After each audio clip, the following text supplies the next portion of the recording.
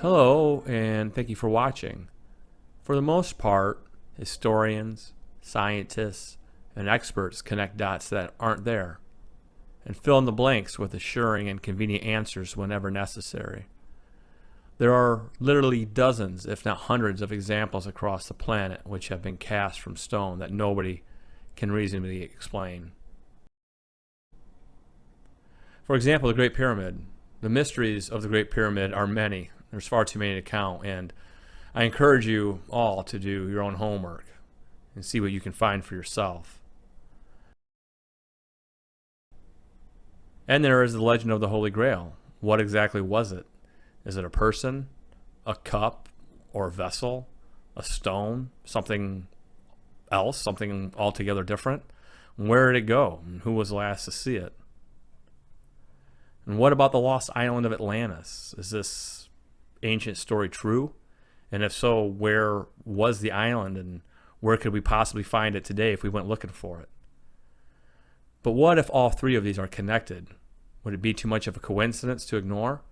The following is my attempt to illustrate and articulate, at least to the best of my abilities, how all of these do in fact intersect at one place on the planet. I cannot pretend to know who did it, why they did it, or how they did it, but as you will soon see, it certainly is the case. My hope is that by sharing what I know, it will help lead to additional conversations, or maybe even help others see the world in a new light. Because when you start pulling the threads within the fabric of our history, and when you start looking closely, you realize there's much more to our story that has yet to be told. So this is part one, deciphering the Shepherd's Monument and finding the home of the Holy Grail.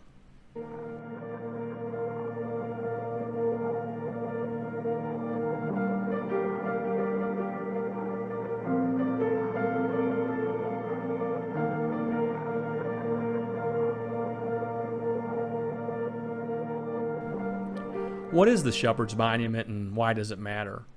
Most people have no idea that it exists, where it is, nor the mystery that surrounds it.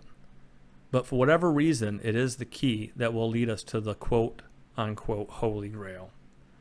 The history of the monument is long and interesting, and you can do more research on your own if you like, but for my purposes here, I'm going to keep it as short as I can.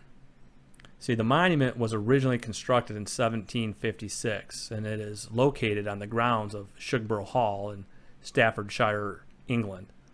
The monument was commissioned by Thomas Anson on the behalf of his older brother, Admiral George Anson of the English fleet.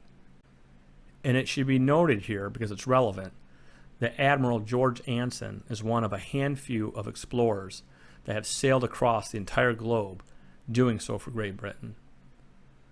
The Shepherd's Monument may look familiar because it is a near replica of a 1638 painting by French artist Nicolas Poussin.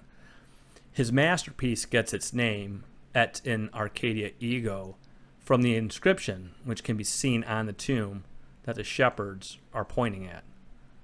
The literal translation of Et in Arcadia Ego is, "Even in Arcadia, there I am."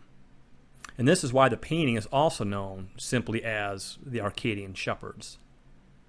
And this is all relevant because it would be over 100 years before Thomas Anson would have a replica of Poussin's painting constructed at the request of his older brother George.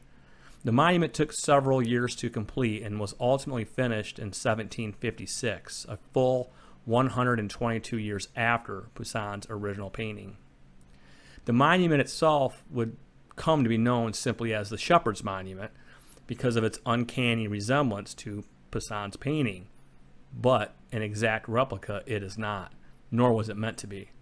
And this is where the mystery and the legend begins. You see, Poussin, the painter, was widely rumored to be a member of the Priory of Sion.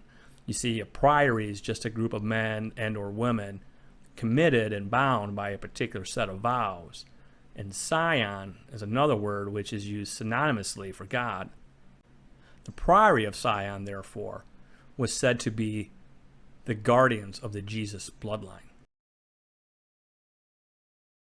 Additionally, both Thomas and George Anson were also rumored to be associated with the Masons, the alleged remnant of the ancient Knights Templar. Yes, the same Knights Templar said to be the guardians of the Holy Grail. So hopefully by now, you can begin to see where this is all going. Well, it is because of these peculiar associations with these secret societies by both Poussin and the Anson brothers that fuels the mystery of the monument to this day. The legend of the Shepherd's Monument, therefore, is that there are hidden clues incorporated into the monument's construction that will lead to the location of either some great treasure or the Holy Grail itself. The mystery is rooted in the monument's intentional differences from the original painting, as well as its indecipherable inscription. It is this ancient lore of mystery that has enticed many scholars and code breakers over the years. The allegory is very compelling, enough so that it has been the subject of several documentaries, referenced in a number of books, and even has some loose nexus to the hit movie The Da Vinci Code starring Tom Hanks. In any case, nobody has yet been able to decipher the monument or its inscription. And to this very day, the curators at Shugborough Hall regularly receive claims by people from around the world who have attempted to solve this elusive puzzle. Make no mistake, the Shepherd's Monument is full of clues, and we're going to follow them. So with that said, let's begin with the book Anson's Gold, written by George Edmonds, and it is about the Anson brothers and the Shepherd's Monument.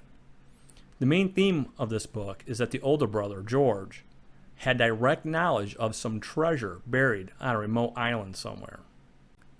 The book goes on to describe an unsuccessful expedition to an island trying to relocate this treasure.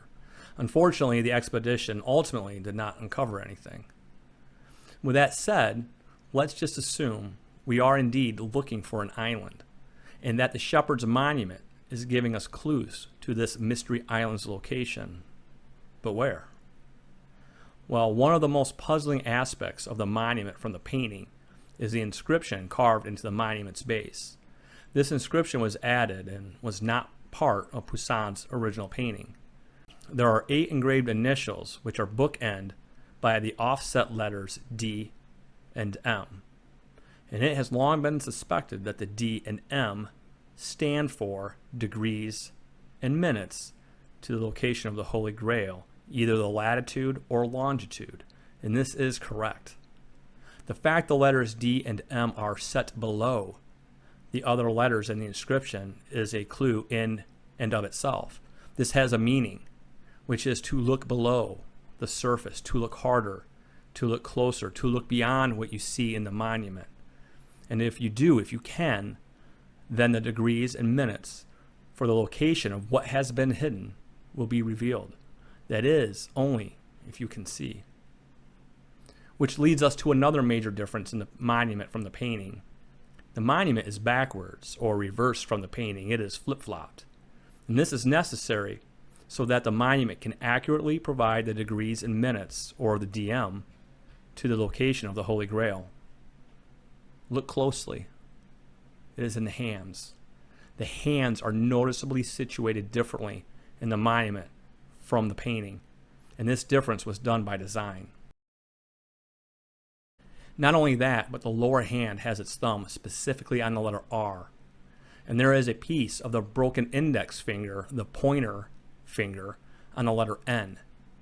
What this is telling you is that the degrees and minutes, the DM, are N between two hands.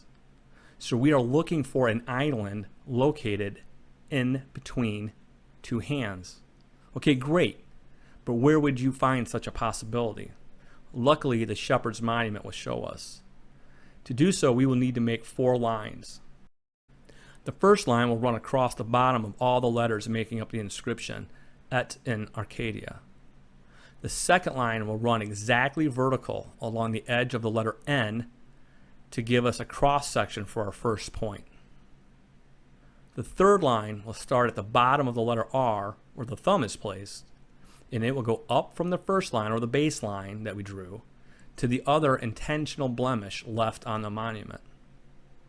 And the fourth line will begin at our first point that we made, at the front edge of the letter N, where the broken piece resides, and it will go up, along, and across the front edge of the fingers of that left hand towards the blemish. And the lines now show us a 45, 45, 90 degree right triangle. And using the 45, 45, 90 degree triangle revealed, we now know that we are looking for an island to the north and to the west, specifically an island at 45 degrees and 45 minutes northwest latitude, located between two hands. You see, the two hands are symbols that represent two peninsulas, but not just any two peninsulas, but specifically the two peninsulas of Michigan, the Mitten State.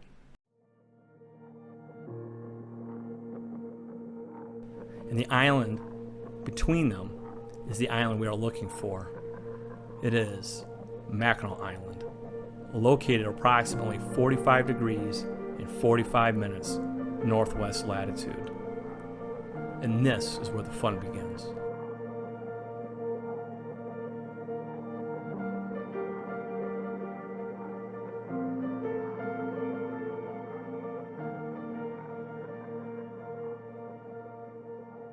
Please watch part 2 of the video series where we connect our own dots, find the hidden pyramid on Mackinac Island, and connect it directly to the Great Pyramid of Egypt.